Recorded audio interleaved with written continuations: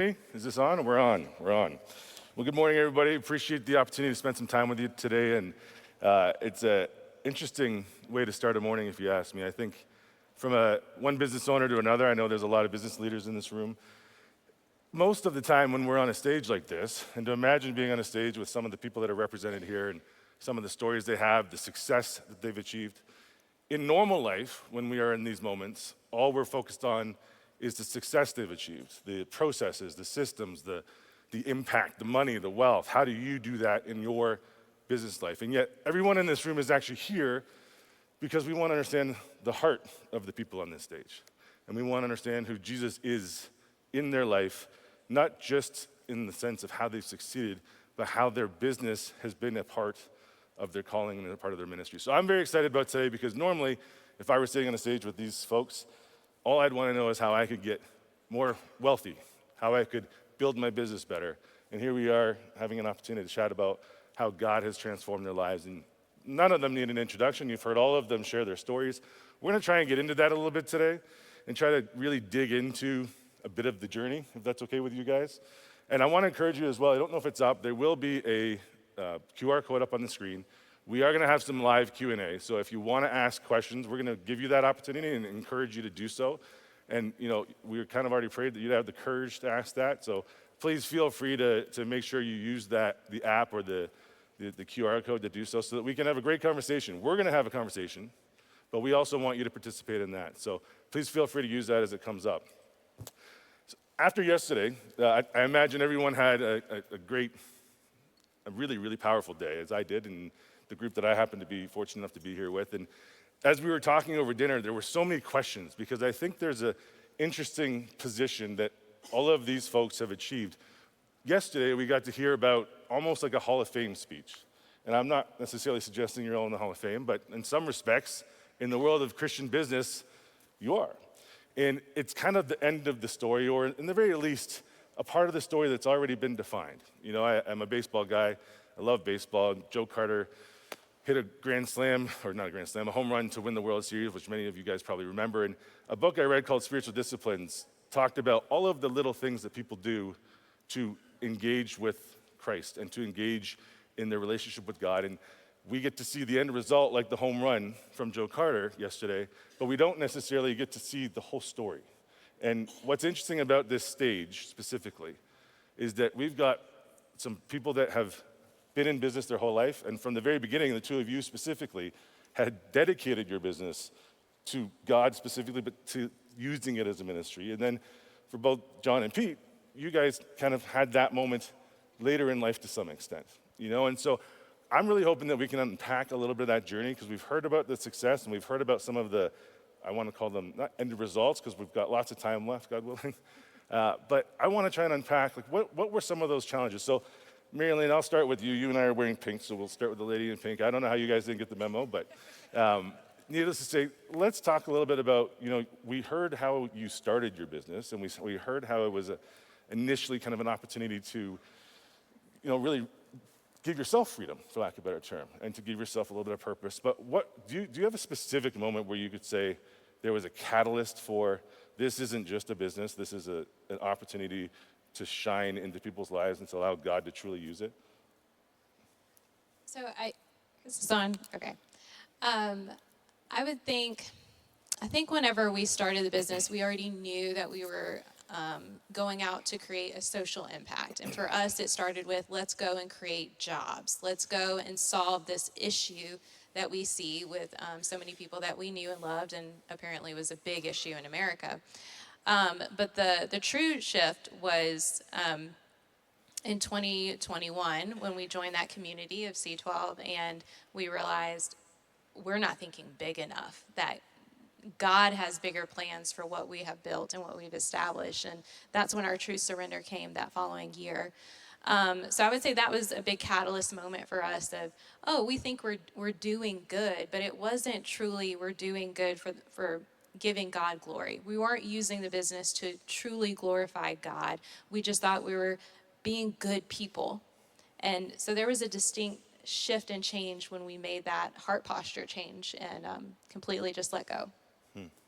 Pete, you alluded to that as well yesterday when you kind of shared how, you've thought in your 40s and on your 50th that you were doing the right thing. God, look at what I've done. Look at what I've accomplished for you. Was that the specific catalyst? Was it that? Was it another moment? So many of us, I've had so many conversations already with people who are just constantly trying to figure out, like, how do I get there? Because you guys have already gotten there. And so, for you, was it that 50th birthday? Was that the specific day, or was it other experiences that led to this catalyst where you said, like, how do I fully let go, and how do I let God do God-sized stuff?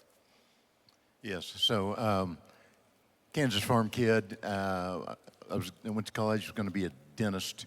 I took a business class, and within about 2 weeks, I figured out I wasn't going to be a good dentist. I was a business guy, and I joke about it. I said, "You don't want these farmer hands in your mouth anyway."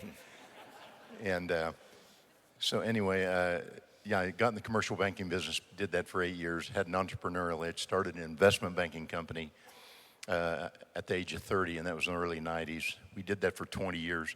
During that time, we bought a number of companies, started our own portfolio of companies. And I think at age 40, in the early 90s, God really turned me, I really went from being an owner to a steward, and it really rocked my world. In just a few weeks, I understood what that was. Unfortunately, I thought stewardship meant financial generosity, so in the 90s, I just ran business to make money and give it away. I wouldn't even give my employees raises because I wanted to give more money away, if you can figure that out. And then God took me to a very difficult time in the early 2000s, and we exited the investment banking business, and I spent all our time running just a portfolio of companies that we put together from 2000 to today, basically. In 2005 is when we went into the prison. I went into that prison not because I wanted to change those men. I went in there because I needed labor.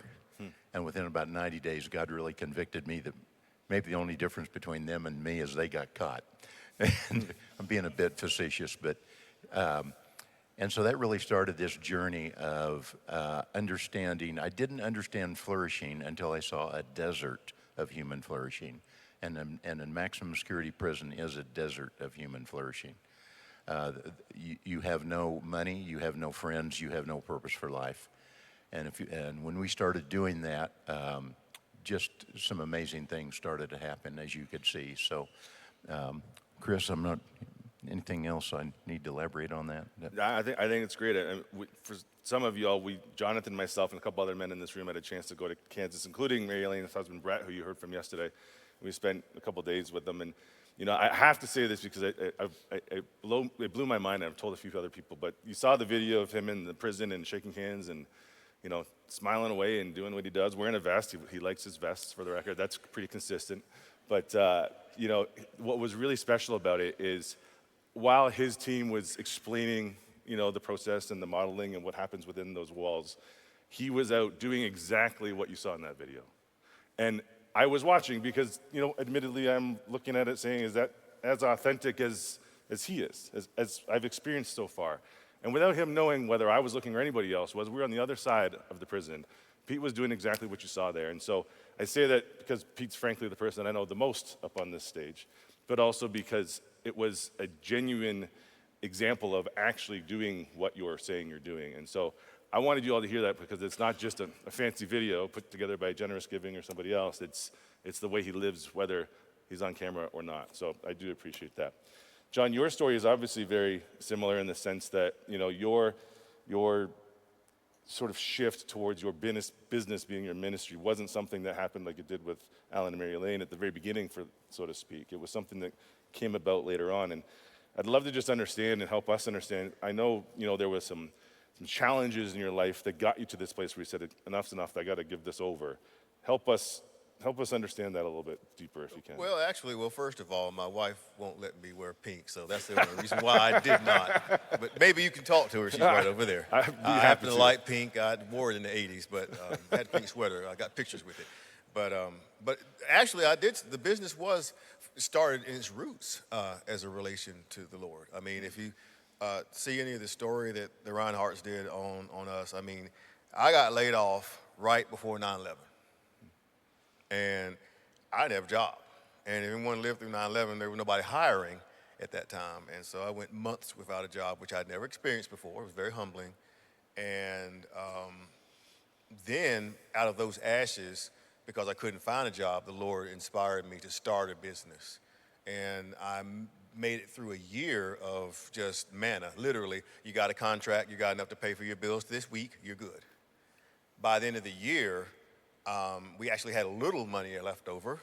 And I was like, Lord, I want to worship you with this. Mm-hmm. And I was at a luncheon and with some other Christian business leaders. And there was a gentleman from Haiti that was talking about a radio station there. And I felt like the Lord was like, I want you to help him get his radio station on the air. And so I did. And I thought that was it. And then I got invited to come to Haiti and go visit the radio station, which I'm like, I don't know about that. I mean, I can do out cruises, but I don't know about Haiti. And Haiti's not the best, safest place to be. I'm going to keep it light. But I went, and while I was there, I was struck by everything that was going on. And that's when the Lord spoke to me very clearly and said, I am going to establish this business. Because I had a lot of guilt, right? I'm sitting there as a Western person, sitting there and all this stuff that I can't fix. And my theology was messed up because I couldn't even tell him, well, if you just get saved, you know, it's going to get better. And you can go to school and get a job like that. It doesn't work, right? And so, long story short, the Lord was like, I'm going to bless you. I want you to be a supply line for these folks that I have on that you're supporting right now. You're going to do this. This is what the business is going to be about. And so I left there with that mindset. And so that day in 2003 or 4 is what established a covenant that we've walked under ever since. It's amazing. Can you double down a little bit just for me on, you mentioned you kind of made a little bit of money in that first year, whenever that opportunity was, and you needed to do something, whether you wanted to worship God with it. Like, help us understand how you got there. And I know that sounds like a silly thing. Was it just because that was the walk of your relationship with God for many years prior? Was that a big shift? Because it's obviously a starting point for you in terms of that decision to just hand over as much as you could. Was there a lead up to all of that? Was it surrounded by good Christian men and women? Was it something between you and your wife? Like, what was that day, that moment where you said, I got to do something different with this money? Well, I'm going to tell you, I mean, there's so much that I could have said yesterday and that you can't really take in just a 20-minute presentation. But in that season, that was when I got to meet the Lord as Jehovah Jireh, as a provider. I had not experienced him at that point. And I'm telling you, we were charging groceries. Like, I was broke. Like, someone hit the car, and I took the money and paid the mortgage. Broke. And so when the Lord brings you through that, and it wasn't like I got a check in the mail for $100,000 and, okay, we're good for now. It was like, how much do you have now? They took up money at church to help me pay for my groceries. And so when you live like that for a year, that was very humbling for me, first of all. Never experienced that. There was just this gratitude. I'd never experienced it before. And I'm like, Lord, you're the only reason I'm sitting here today with anything. And it wasn't like I had a bunch of money left over. I had $1,000 or something, but I'd never given $1,000 before. I'm like, Lord, I want to do something to bless you. And he put this man in our lives. And little did I know that it was going to be a connection to where it was going to launch everything that my wife and I would do as far as a business for the next 25 years. That's awesome. We don't want to spend all our time on suffering and pain, but at the same time, I do want to come back to that in a minute here. But Alan, I mean, your story obviously is also clearly unique. I mean, you lift big things and do crazy things around North America, and it's obviously a very sizable success story, especially in the context of just business in the secular world. But your journey in terms of handing that over to God, seemingly, from what you shared yesterday, happened at the very beginning. So can we go back a little before that and try to understand like how you got to that place? Because I know, again, I don't want to speak for all of you, but certainly I feel like I got so many questions, and hopefully they resonate. But there's so many people that I've had the conversation with. How did you get there? It's great that that's where that starting point was for you, but like, how did you get to a place where you were that at peace? Like, how do you get to that relationship with Christ where you just are willing to say, we're all in?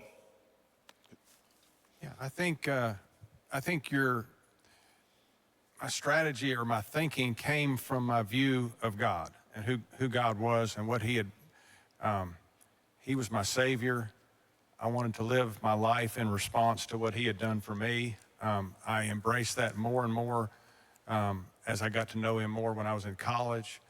And so it was, given who God is, it seemed, I'm an engineer. It just seemed logical to me that that I would want to commit what I'm doing to the Lord, and therefore I wanted to understand what the Bible said. And when I saw what the Bible said, it was half stewardship, half self-preservation.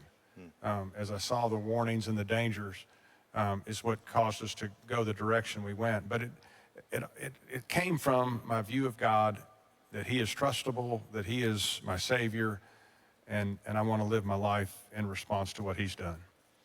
So I'll touch on the fact that every one of you spoke so highly, of course, of your spouses, and I know there's a session later for that. But to achieve the success you have, business can get challenging, and to be able to start off with a business that grew the way it did, were the two of you from day one just, yeah, this is a God thing, or was there a give and take? I heard something years ago that how do you stay married for 50 years? You just never fall out of love at the same time.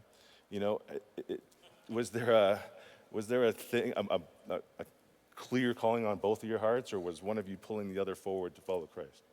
Yeah, it was not a unified, smooth, wonderful time. It was, my wife when we had talked about going to the mission field, she was very excited about that. That had been part of her mission. And when we started thinking about maybe not doing that, it was a struggle for us. And she would tell you that she thought that I was making a mistake and that I would get swallowed by a whale, and that we would then be able to go on the mission field. That was her supportive spousal vote. And so because she had in her mind that this is what God wanted us to do. And so it was not just super simple. It was, it's a long story, but it turned out wonderfully well. My wife and I are really maybe too similar. We're not opposites that attracted. When we went through our marriage counseling, they said, this is either going to be really good or really tough. And it's been that. It's they were right. I mean, my wife's an amazing person, and I think that she is quite independent of me. She's leaving to go to Pakistan here in a week or so.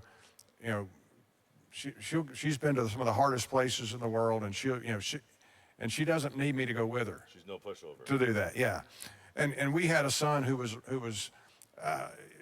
real struggle, and where it really wasn't a good idea for both of us to be gone to places, and we did that some, but we had to really restrict that. So, but I think she has things that she is fully engaged in. I have things that I'm fully engaged in, and we have some that we do together. But we're not. I know other couples that are really joined at the hip, and I'd say we are two independent people supporting each other and then doing some things together. Appreciate that. Pete, I'll come back to you because we had a chance to spend time together, but also with you and your wife, and you hosted us for dinner one particular night. And, in the context of doing life and doing business together, coming home to that person, but then having this calling on your heart to really use your business as a ministry and to completely shift out of, investment banking. I've got lots of friends in investment banking. That's not about Jesus most of the time. That is about the profit. That is about the dollar. It's about money. That's a tough business. It's a grind, and it's a very fruitful one. And you can make a lot of money and give a lot of money away. But to be in a place where you had that aha moment with God, where you just had to give it all over, and that word surrender, which we'll talk about in a bit, but so powerful, and the theme that came out of Kansas, being with you down there. When you were together in that moment, was it a moment where you got to show up and say, I figured it out, I'm here, this is where we're going, and it was just, we're both in? Or was it like, oh, wait a minute, we got to put the brakes on? Like, I'd love to understand how you were called together as a couple, or were you at the time, to make your business truly impactful for the kingdom? Yes. So Deb was a pastor's kid, and so she really grew up being generous, okay? And I grew up in a family that was very generous. It was a farm family, but both of us were generous from the get-go, I would say. I don't think we really understood generosity, though. We thought it was kind of the 10% thing, so we just, did that.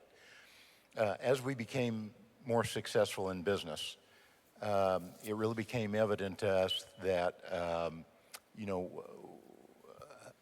what did this all look like?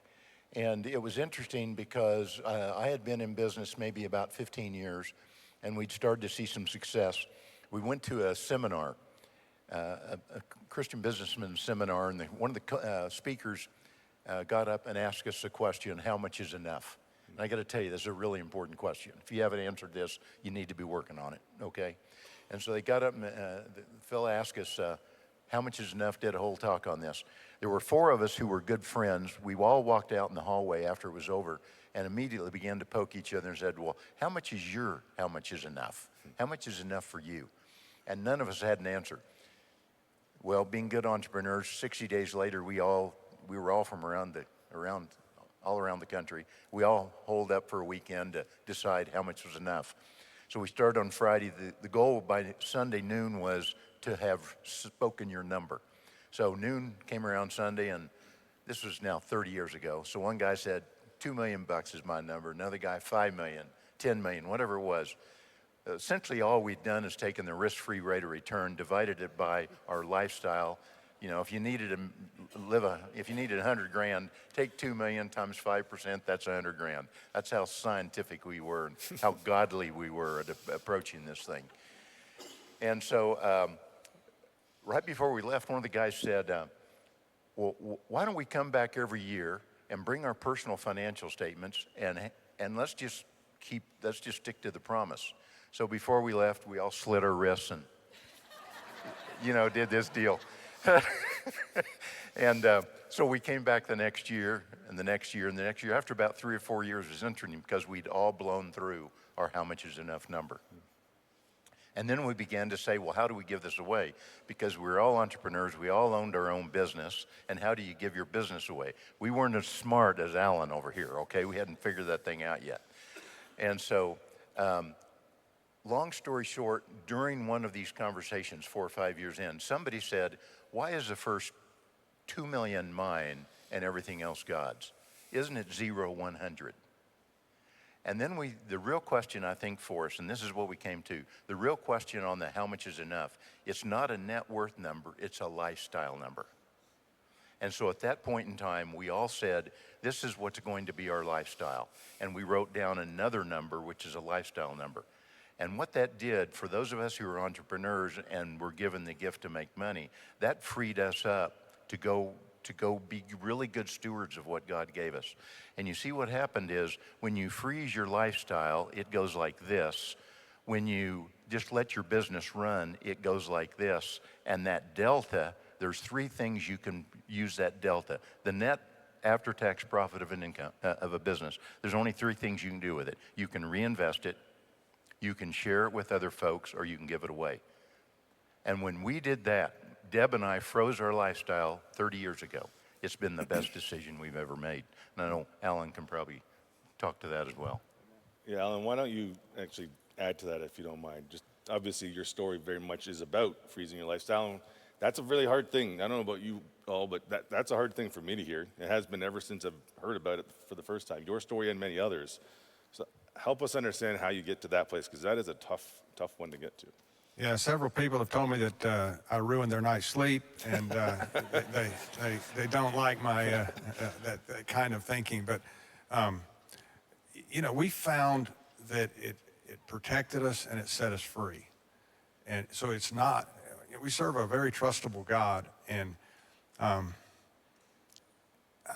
further down the road I've gone, the less attractive the toys have been.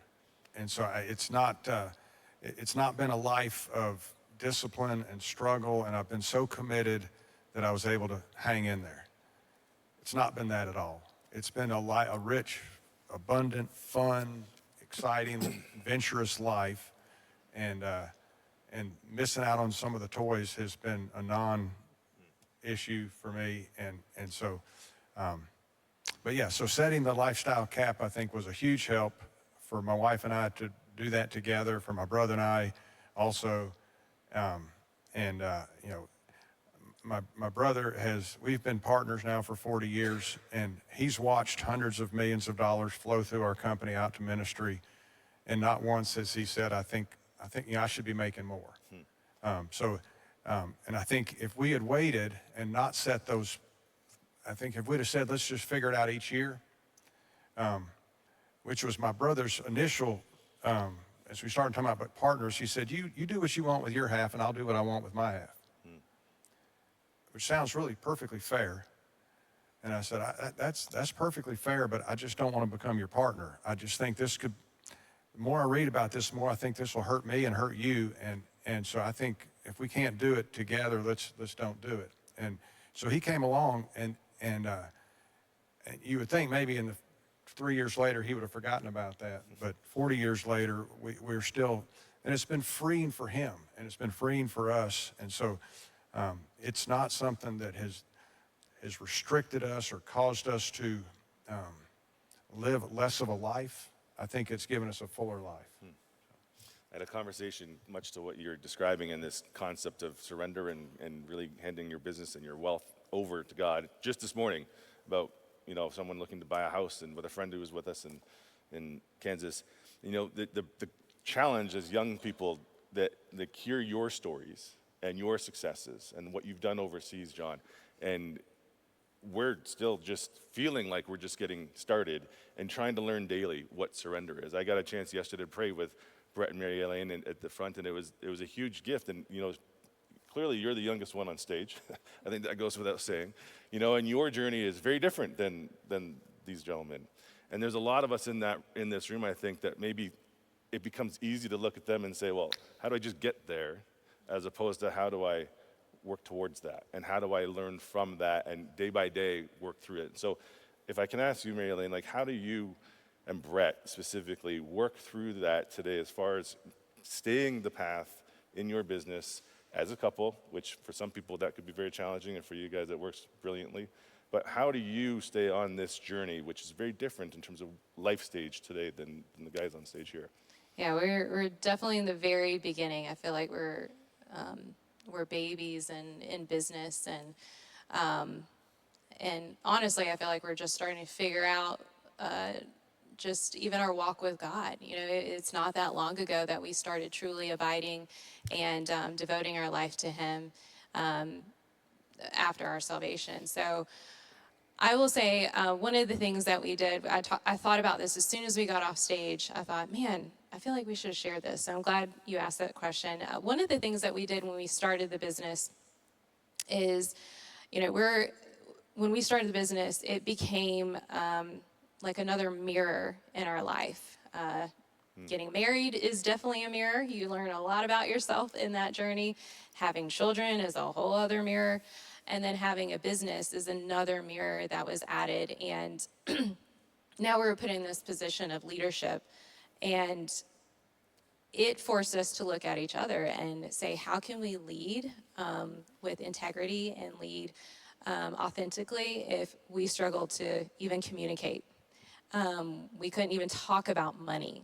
So here, the irony is, we're here on this stage talking about stewardship, and my husband and I, when we started the business, we couldn't even talk about money without getting so angry and so upset. So we just avoided the topic. So we realized that has got to change. We have to learn how to talk with each other, and we have to get aligned in our true vision of what we feel like we're being called to. So we intentionally started working on developing better communication skills and learning how to steward our own finances better and how to communicate around that. So that was one thing we did. Another thing that we did was we sat down one night and said, we asked the question, how much is enough? And we cast a vision. We spent time apart, and we wrote out a whole narrative. At the end of our lives, when we're old and we're gray and we're sitting in those rocking chairs on that front porch, what do we hope we have accomplished? What do we hope our children, what do we hope we have left our children with? What do we hope we have accomplished in our marriage? How do we want our marriage to be at that season of our lives? I mean, down to just excruciating detail, we wrote this narrative. And then we came back together and we read it to each other. And it was so powerful because I actually learned things. I thought I knew my husband then, but I learned things about him. He learned things about me. And we were surprised at how aligned we actually were. And what we realized is we have already made it. We had just started our business. We had just started this journey. He was still active duty, but on his way out. And we just realized we already have enough. Like, this is it. Everything else from that point forward would just be icing on the cake. Now, we enjoy icing, okay? But we also don't want diabetes. So, so that point forward, that took so much pressure off of, we've made it. And we're either taking steps every day towards that end of the goal vision, when we're in those rocking chairs, we're either walking towards that vision or we're walking away from it. And so we decided we're going to start walking hand in hand in unity every day towards that vision of what that end of our life is going to look like. It's awesome. It is the journey, and it is the daily sacrifice, and it's amazing to hear, having spent time with Brett. I mean, he's not a small personality. Did he say a different story? Yeah, no, he's telling the exact same story. Yeah, and you were the star of the show from our conversations with him as well. But the fact is, there was a definitive love, and that was a gift I think that at least I took from all of what you shared, all of you yesterday, in terms of your opportunity to share with us.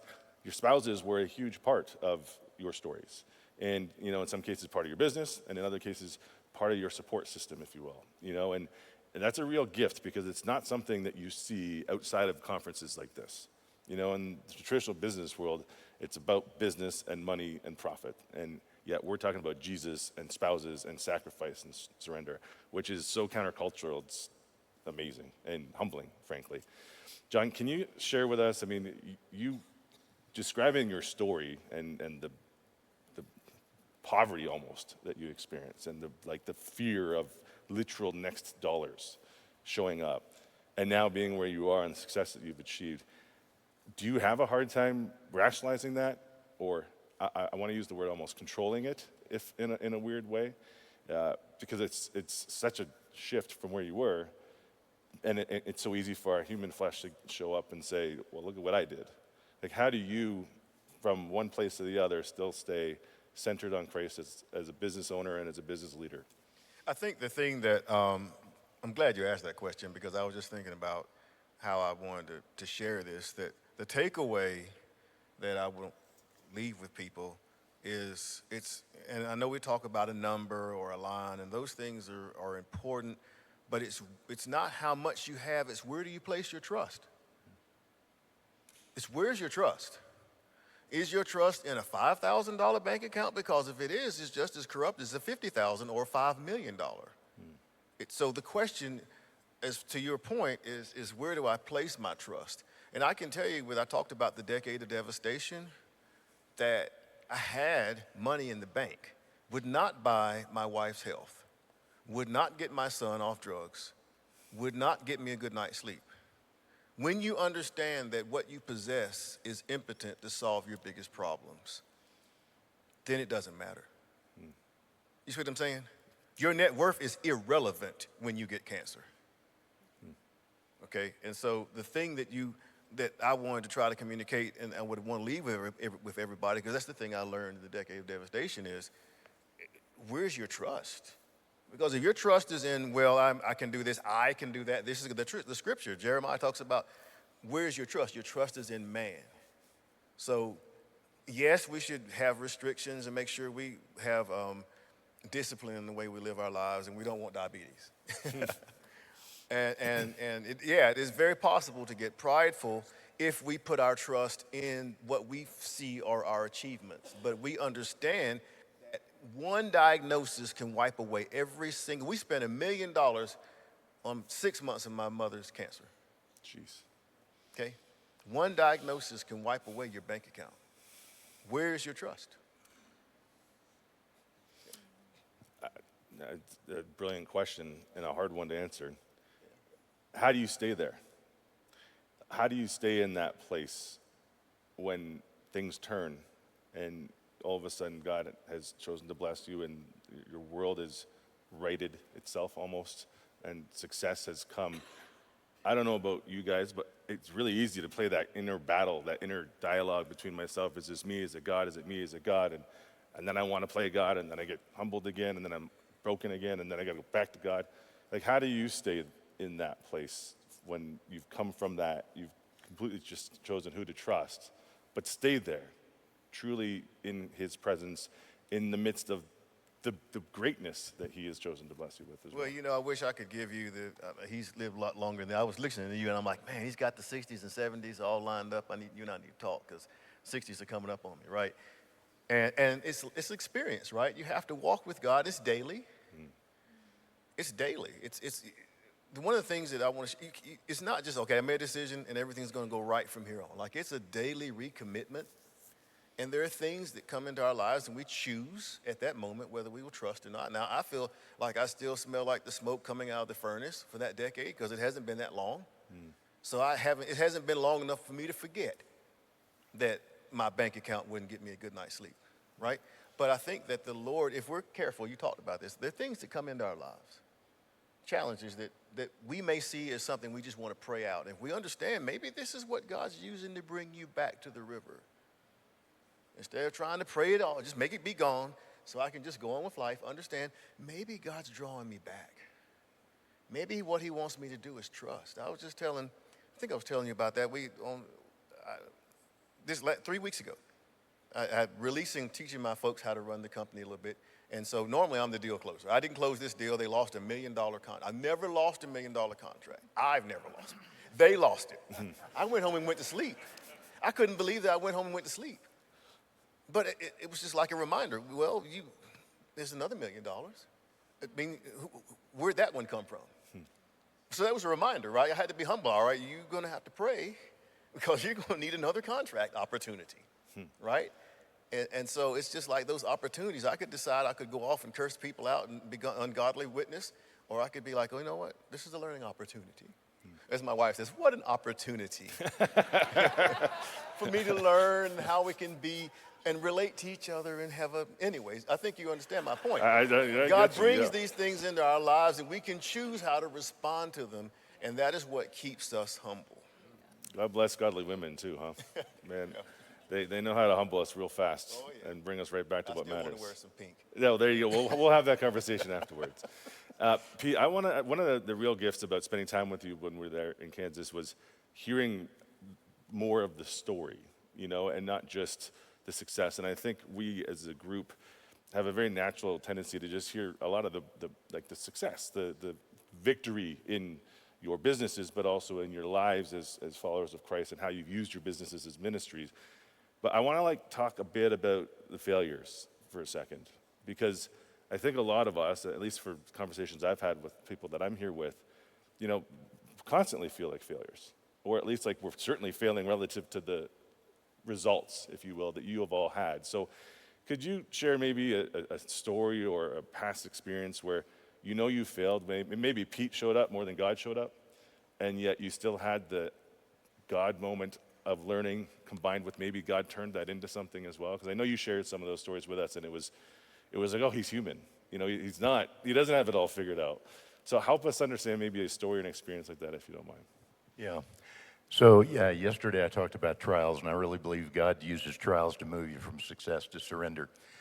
And it's interesting, as you can see, as I was talking about decades in the last 6 or 8 months, it's interesting, man, the older you get, you become very reflective and very, you look back on life and trying to figure things out. And so I've been going back on this, I've been working on this decade thing, and God has really, there's been one major trial in my life every decade that has really steered me into the next decade, okay? And the latest one that happened just a few years ago, I'm 74, and at 66, my son had been working with me for a number of years in the business, and it was time for him to take over.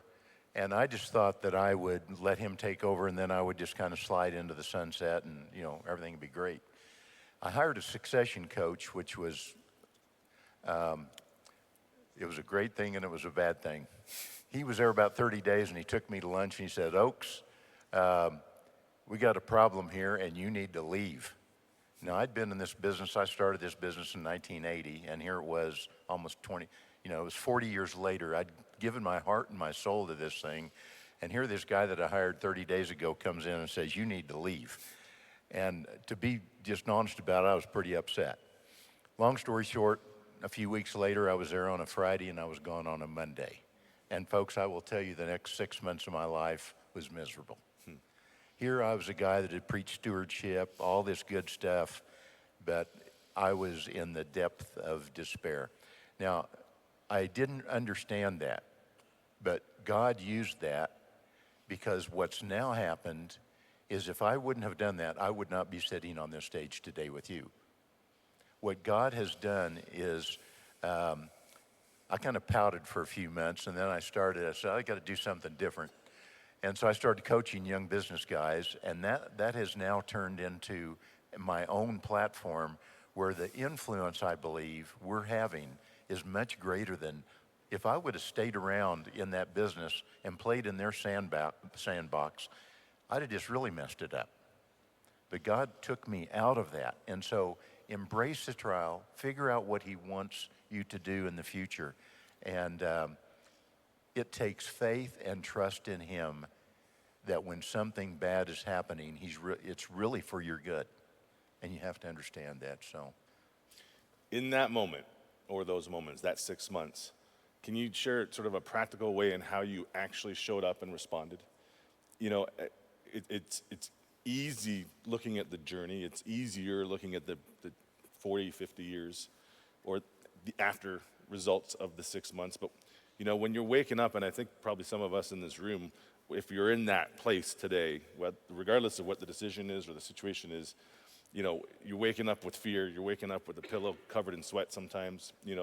How do you wake up and practically bring God back into this and lean into him as opposed to allowing yourself to kind of just try to respond and take over?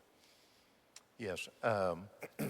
I think the two most important things in my life are the time that I spend with God and the time that I spend with a couple of mentors, okay?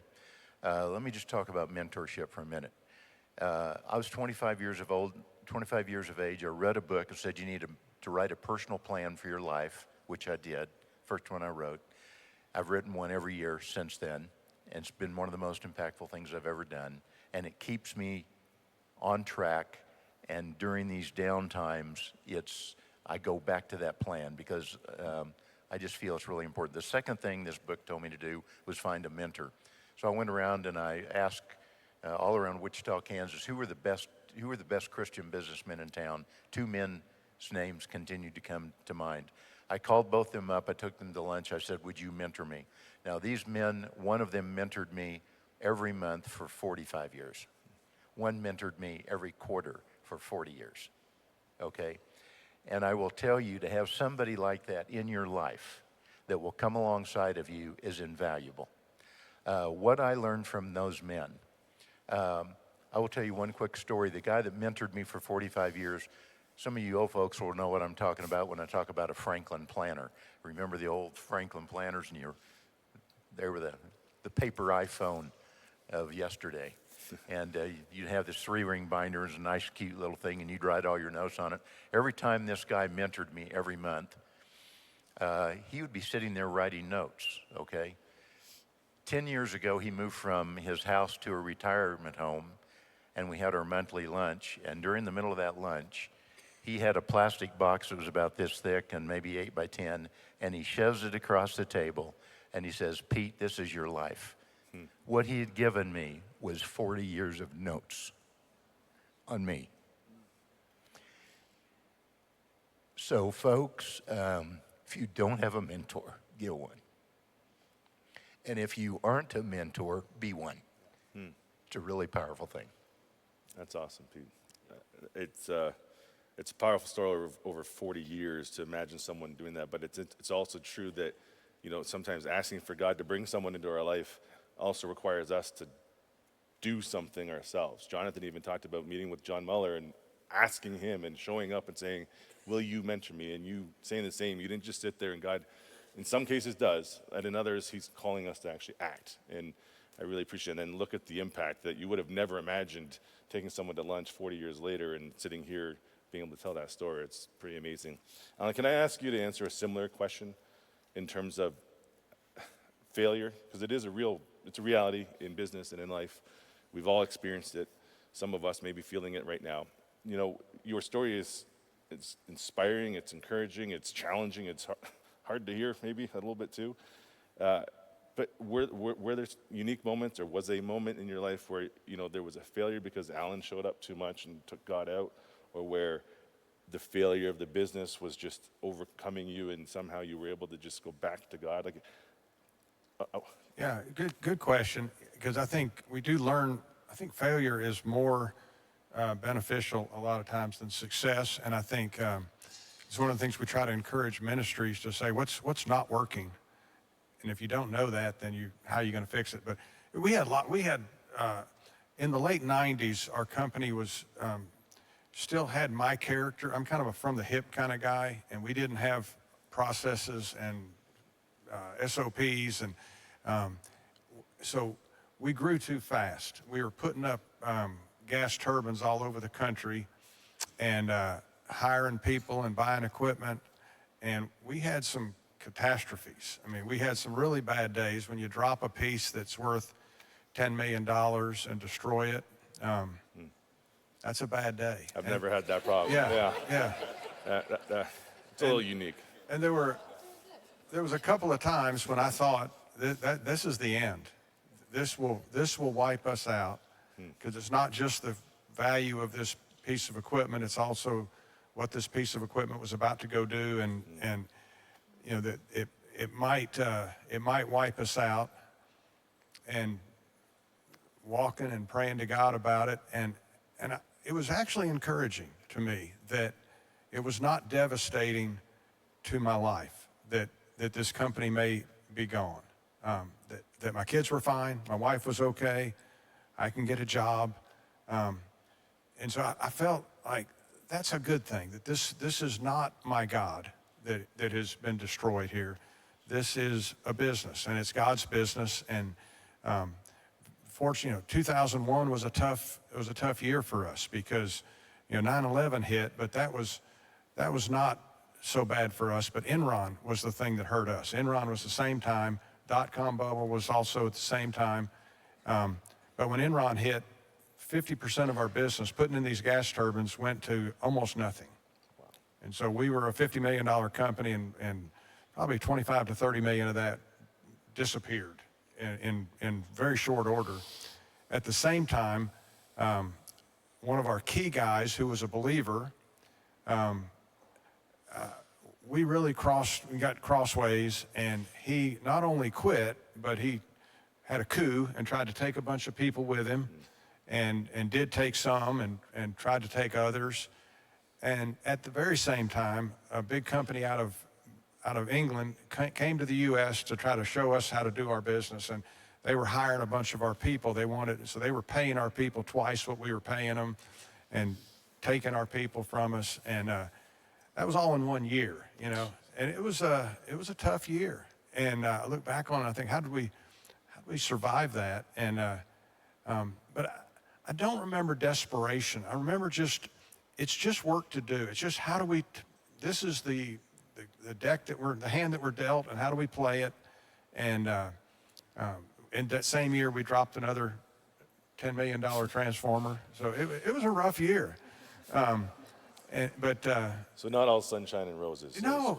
I mean, it's when business is hard, and it's there've been a lot of times where I've had to work a lot of hours because things, were a mess, especially early on. I mean, the first year I probably averaged 100 hours a week, which I don't recommend, but so work is hard, but it's also good. And I think that verse that says, consider it joy when you encounter various trials, I think is right. They make you better, they make you stronger, and lack of trials makes you weaker. Amazing. I don't know if the Slido has made it up, Do we have a QR code up there? It doesn't look like it. So I apologize if some of the, oh, there it is. Okay. So if you do want to try and ask some questions, we've got a few minutes left before we close things up here. To shoot those over and someone will approve it and I will ask it. But in the process, I mean, I started with the idea of, the spiritual disciplines. And we see the home run by Joe Carter. We don't see the thousands and thousands of hours in the batting cage and hitting pitches off a tee stand and coaches and the work that has got him to that place. True for all of you on this stage as well, which we've talked about a little bit. But Mary Elaine, can you help me understand maybe for you sort of what some of those day-to-day or spiritual disciplines that you continue to live into and really lean into that's kept you in line with where God's calling you to? Yeah, so the concept of prayer, actually, I grew up in a Christian home. I grew up in the church, and that was my whole childhood. But I learned religion, not relationship. And that was just, my parents actually never really talked about what that meant to have a true relationship with Jesus. And so I think that led to me not really having those spiritual disciplines in my life and understanding what it meant to be truly connected to the vine and what it meant to abide. And I mentioned earlier that my husband and I are, I feel like we're very new to what that abiding actually means. And because of that abiding, so much fruit has come from that. So I would say prayer for me has turned from praying at times of church and at dinner and those expected times to I am in constant prayer to God. It's no longer just these random thoughts jumbling around in my mind. I am constantly, instead of just talking to myself, I am talking to God all throughout the day. When I'm driving, when I'm brushing my teeth, when I'm in the shower, before I go into a meeting, I am in constant communication with Him. And a discipline also that is new for me and has been very challenging is actual solitude. Just time in solitude, and I'm not talking just for a time in prayer in the morning. I'm talking for an extended amount of time. I'm still learning and growing in that, and I just experienced a true retreat away to just have time with God, and that was one of the most powerful experiences I've ever had. So I can't recommend that enough. I am still learning in it. It is a weakness of mine, but I will say that is a discipline that I am determined to keep as a habit and a keystone habit in my life.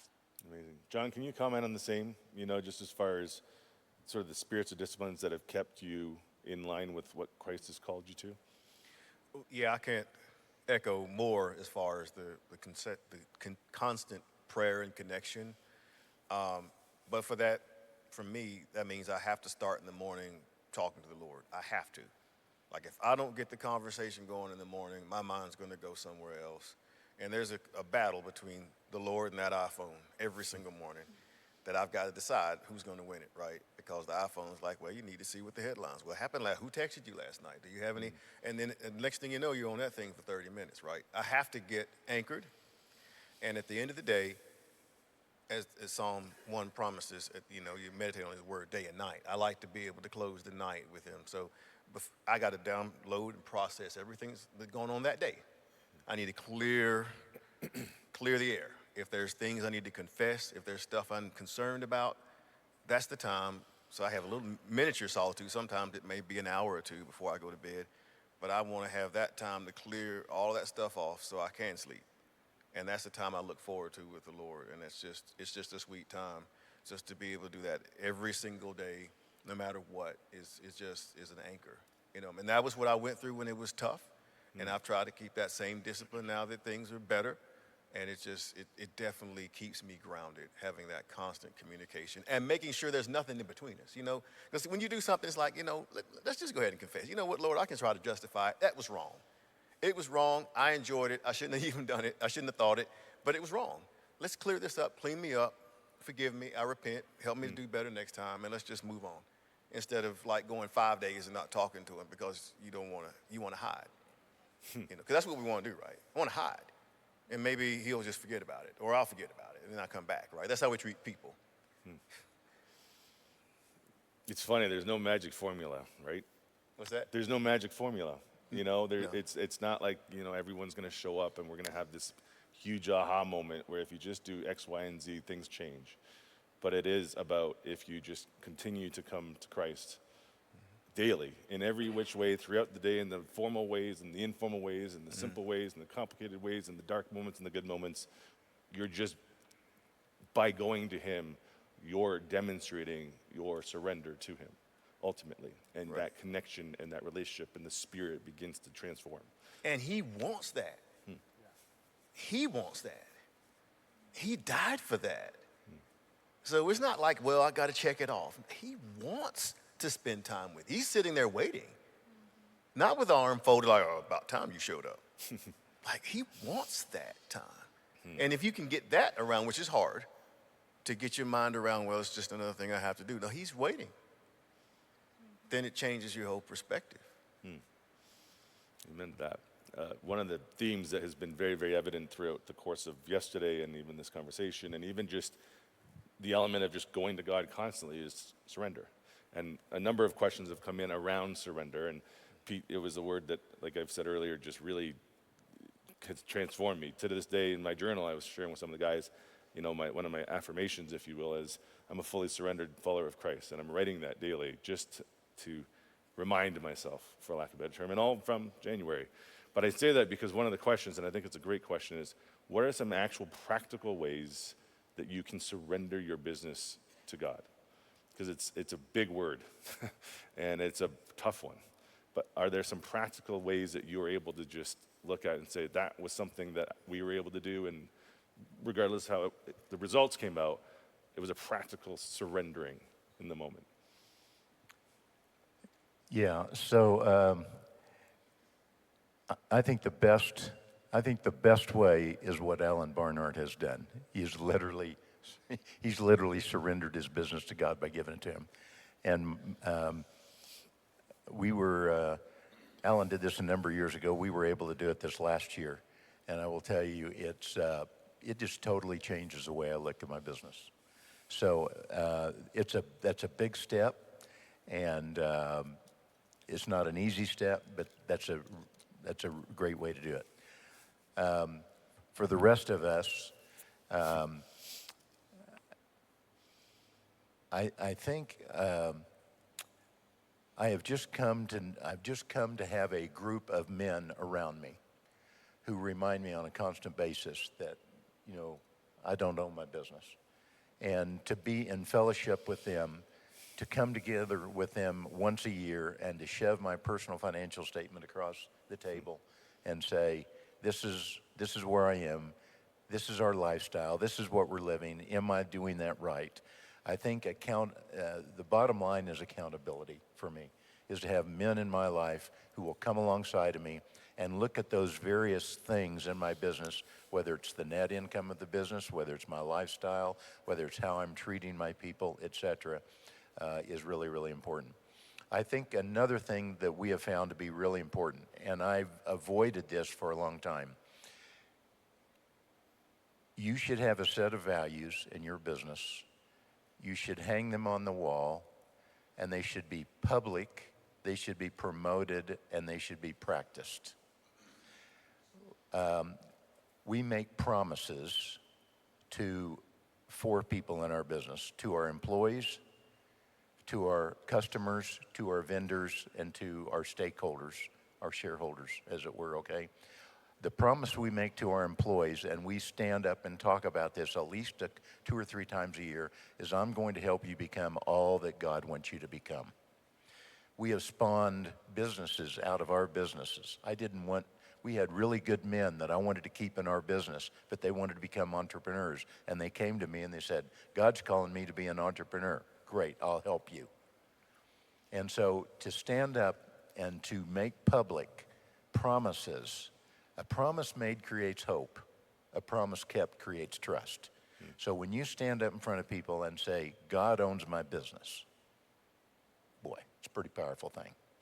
And so I think if you can legally give your business away, great. But if you can't, make it public that God owns it. And then, boy, you are really held to account. That leads really well into one of the other questions, which was, we're all Christians up here constantly trying to be more like Jesus and dedicate and surrender our businesses and our success to him. But that's not necessarily true for the people that, certainly not in the jail, and certainly not in a business as as yours, Alan, where not everybody's a Christian and certainly wouldn't share the same vision or values for their life and their surrendering of that.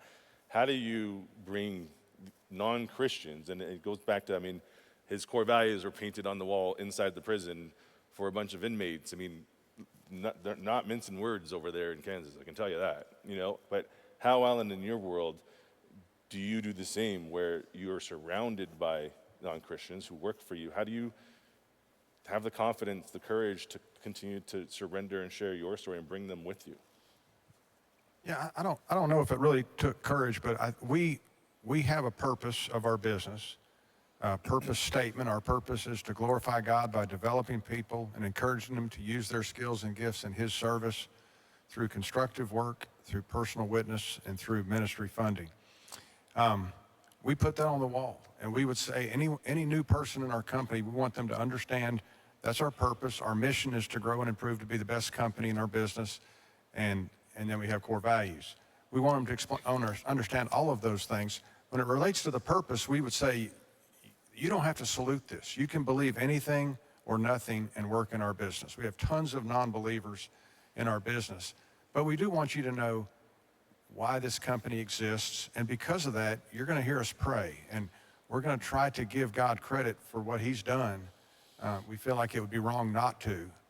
So if that would be really uncomfortable for you, this probably isn't a great place for you to work. And so as long as you're not baiting and switching, you can, if it's a private business, you can, at least I'm not sure about Canada, at least in the U.S., you can live out your faith in your business. Where you would get in trouble is baiting and switching and not telling people and then sneaking stuff in. So we're very upfront about who we are and what we do, and not everyone likes it. Certainly when people hear that we're giving away a lot of money, occasionally you're going to hear somebody say, well, why don't you just pay me more? There's some of that, but I'd say 95% of the non-believers in our company really value the fact that we're giving back and that this is a company that's investing in the society. And so I'd say it's 95% a positive. Our Christian faith is for those who are not believers. And occasionally there's someone who kind of puts it forth as a, why don't you pay me more? But it's not like we've been persecuted for what this courageous stand that we took. It's been a positive. Amazing. We're getting near the end here, so we're going to wrap up shortly, but I do want to ask two more quicker questions, and I'm going to go to you, Elaine, on this. As the young one on stage, how is surrender, the definition? It was a question that was asked to me before we even started yesterday, the evening before rather, and what does it mean to surrender? And I guess my question for you quickly-ish, if possible, is how is surrender different today than it was a year ago or 5 years ago or when you started your business? What's changed for you in terms of surrendering? Surrendering for me is being willing every day to pick up my cross and making it all about him and nothing about myself. I'm not in the driver's seat, and I think it takes that daily acknowledgement, and that is absolutely very different from whenever we started. When we started, it was, I love God, but this is my business and I'm in control. And God, you gave me these gifts and I'm going to use them. And I'm going to crush these goals and I'm going to accomplish this. But I would say that's the biggest difference is from then and now. Amazing. John, can I ask you the same question? Yeah, could you restate the question, please? How was surrender different today in terms of how you would define it or experience it versus 20 years ago when you were starting your journey, which many people in this room are doing today? So the scripture talks about dying daily, so I have to echo what she said. You have to daily decide, because it's easy to make a commitment 20 years ago, right? And then just kind of drift from there. But like you said, things can get better and you can get proud, right? So it's like you got to come back and say, oh, all right, I'm going to surrender now. And I'll tell this really quick and then I'll be finished. I mean, in the Haiti experience, when the Lord was showing me that on the rooftop, he went through numbers. Like he said, if I bless the business with 100,000, will you give me 50? And then it went to 200,000, and then it went to 500,000, and then it went to, and what he was saying that day back in 2002 or 3 or whatever it was I need to be able to have control at any point I come to you. And he was telling me, yeah, I might take you there, but let's remember how you got there. You got to be willing to surrender. If I say I need $1 million out of you, you need to be willing to write that check. Pete, I'll come to you as well, and we'll close up here in a second. There's a lot of people that are earlier in their stage or midway through the stage that you're at today, for example, and as an elder statement on this stage, is there one thing that if you had sort of one word, one charge, one encouragement to those of us that are seeking to be able to have the impact that you have had, and I say this to all of you, but the impact that you've had, no matter where they're at and what stage they're at today, is there one thing you would leave with us in this room? Yeah, so if we're stewards, let's go back to the 3 forms of capital, because if we really want to create flourishing, we need to give people a good job, we need to love them like we love ourselves, and we need to share Jesus with them. Economic, social, spiritual capital, okay? If I'd have known this earlier in business, I focused just on economic capital for such a long time. But if you really want to create flourishing and really make a difference, look at the currencies of each one of those 3 forms of capital. Economic capital is money. The currency of economic capital is money. The currency of social capital, relationships, is time. You can't have a relationship without time. And the currency of spiritual capital is faith. So we have money, we have time, and we have faith. And what we really need to do, and this goes back to surrender, there's 2 reasons we don't surrender. We're either fearful or we're greedy. Matthew 25, the third servant that got the 1 said, I took it and I buried it because I was fearful. If you go to Luke 12, the rich young ruler, I had a great crop. I had these big barns. I tore them down. I built new ones. I'll eat, drink, and be merry. Jesus says, you fool. So because of greed or fear, we don't take risk with our money, with our time, or with our faith. And so get a prayed up, planned up, prepared up way of taking risk with your money, your time, and your faith. And I think don't be fearful and don't be greedy and just let it rip.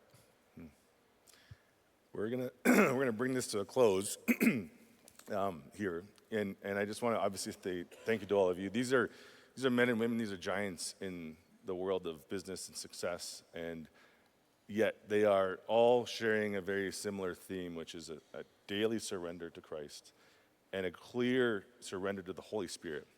And it's a pretty special thing to be able to hear from all of you, and thank you for sharing that with us. But I think if I can encourage everybody in the room, it's not about looking at the end goal only.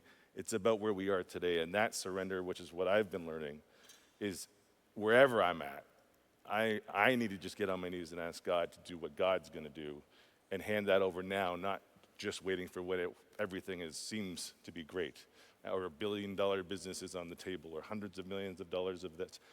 We got to start today. And so if it's okay with all of you, I'd just like to pray before we end it, and then we'll go have a bit of coffee. Father God, you are good, you are big, you are real, and you are here. I thank you for these men and women in this room. I thank you for the men and women on this stage, and I thank you for the fact that you have continued to demonstrate that by surrendering to you, no matter where we are and what moment of life we're in, or what stage of life we're in, or what pain we're facing, or what excitement we're facing, that you are there and that you love us and that you are present.